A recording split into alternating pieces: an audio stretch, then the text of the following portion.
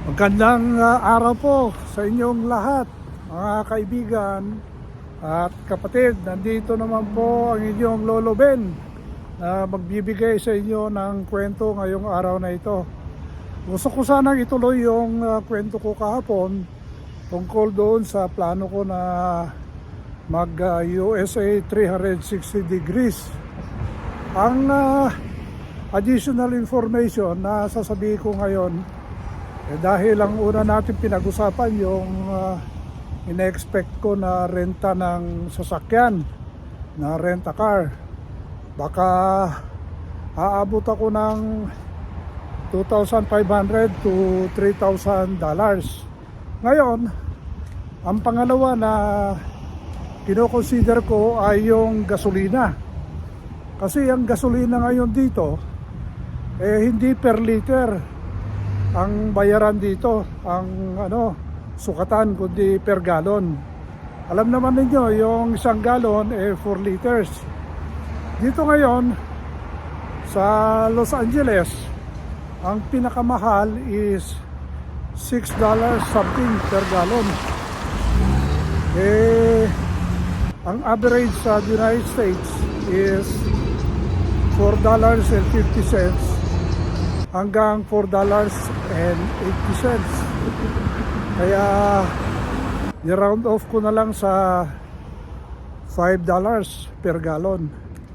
So ang distance ng from West Coast to East Coast at saka pabalik, yung isang way pala is 3,000 miles, hindi kilometers. 3,000 miles, baka abutin pa ng 3,200 kung kinakailangan ko mag-detour. So sabihin mo na lang times 2, so aabot ng 6,500 miles. And round off ko ang ng 7,000 miles. So kung 7,000 miles, kasi ang isang galon, ang average na mileage, yung mararating na isang galon, ang average number of miles is 25 miles. So dinivide ko yung 7,000 miles sa 25,000 miles. So lumalabas mga plus times yung $5 na per gallon, lumalabas na gagastos ako ng $1,500. So dagdagan natin ng another 100. So aabot ng 1,600. So kung i-add natin yung $1,600 sa sabihin natin 3,000, so ubos na yung 4,600. Ito naman sa pagkain. Pagdating sa pagkain, palagay ko dalawa kami magbibiyahe. So ang budget ko dyan is para sa aming dalawa mga $100 per day ang meal namin. So kung $100 ang budget namin sa pagkain, lalabas kung 15 days kami, palagay ko yung 15 days kaya na kasi meron akong nabasa na nagbisikleta sila ng across America. Kinuha lang nila ng 6 days. So bisikleta yon. Kung kotse, baka kaya ko ng halos ganun din, kasi patigil-tigil din ako. So sabihin na lang natin 14 days yung max. So yung pagkain 1,400 additional. Tapos yung pang motel, yung nga sinabi ko $30 to $40. Mahal na yung $50 per day. So times 14, aabot ng 14 times 50, mga $700. Pwede na. Ano? Baka meron pang kaunting. Pero ang gusto ko sana, yung ibang expenses para sa mga ticket, para sa tour, ganun, pagpasok sa mga parks, yung pagbili ng kaunting lang naman, abubot or souvenir. Kasi ang plano ko sana walang souvenir minimal yung souvenir. Dapat sana ang souvenir lang yung pictures. Pero palagay ko yung $20,000 na aabot ng mga 1.1 million. Pwede na yun kasya na yun. Meron pang sobra yan. So kasi yung 1 million kasi na yan, $20,000, kasama na yung round trip ticket. Ng galing Manila papuntang Amerika, tapos Amerika pabalik na Manila, kasama na doon. So palagay ko kakasya yung 1 million na piso sa sa rent-a-car, pagkain, renta ng sasakyan, yung gasolina, pang motel, at saka pang abubot na pang relax. So ito maximum of 2 weeks. Yun ang pinamabilis kasi nakita ko, may nabasa ako na yung fastest na nagbisikleta rito, bisikleta yon 6 days and 6 hours. So palagay ko kaya kong i-one way yan na mga 7 days to 8 days. Kaya 14 days, okay na yan.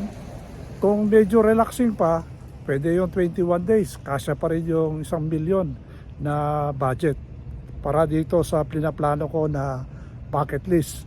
So, yun ang dagdag ngayon na kaalaman, dagdag na kwento ko ngayong araw na ito.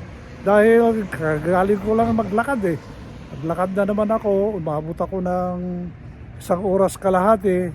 Dumaan pa nga ako sa library. Nagbasa ng libro dahil meron akong binabasa doon na nobela. Kung may time ako, unti-unti kong binabasa yung nobela na yon.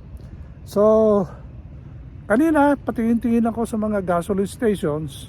Tinitignan ko kung magkano ang presyo per liter. Pero alam nyo, dito sa Los Angeles, California, at saka state ng California, makalang gasolina dito. Palagay ko pag umabot ako ng mga bandang Texas, ganon, New Mexico, kasi nandun yung mga oil wells ng Amerika. Palagay ko mas mura na doon ang gasolina. Nandito ako ngayon, malapit sa bahay. Itong background ko, ito yung Catholic Church dito, ito yung Lady of Loreto. Doon naman sa kabila, tatlong doon sa kabila, doon naman sa likod. Naman to? Parang independente na Pilipino ang namamahala. Independent church. Pero church din. Pero dito naman sa across the street, makikita mo yung background ko dito. Yan. Ito pihit ko lang kasi nandito yung Lady of Loreto. Catholic ito. Ito naman, yung makita nyo sa background, yung Iglesia ni Cristo naman yan. So, tatlo yung simbahan dito sa lugar ko. At alam niyo, dito sa itong lugar ko na ito ko yung pinakamataas na lugar dito sa Filipino Historic Town. Kaya very significant. So makikita nyo, ito yung Catholic Church. Minsan meron din silang mass na Pilipino, pero parang wala na, Espanyol na lang, English, at saka Vietnamese. Kasi yung pari ngayon yata dito Vietnamese. Dati Pilipino ang dito at saka puti. Kasi maraming mga Pilipino dito. Pero ngayon ito ang pinakabago, yung Iglesia ni Cristo. Sa likod ko makikita nyo. Ayan. Ayan, yan. Bago yan. Iglesia ni Cristo. Kaya sari-sari mga simbahan dito sa neighborhood ko. So yun lang muna ang aking kwento ngayong araw na ito. At bukas uli ang susunod na aking kwento para sa inyo. So shout out uli sa mga subscribers ko. At nakikita ko nadadagdagan kahit papaano. So salamat po sa inyong pagtangkilik sa aking YouTube channel na puro kwento. Hindi naman ako marunong sa mga editing na mga ng video, kaya raw ito. Hindi ko ginagalaw, hindi ko ini-edit. Kung pagkatapos ito, ipopost ko na kaagad, kaya yun na. So yun lang po. Salamat po at magandang araw sa inyong lahat. Bye.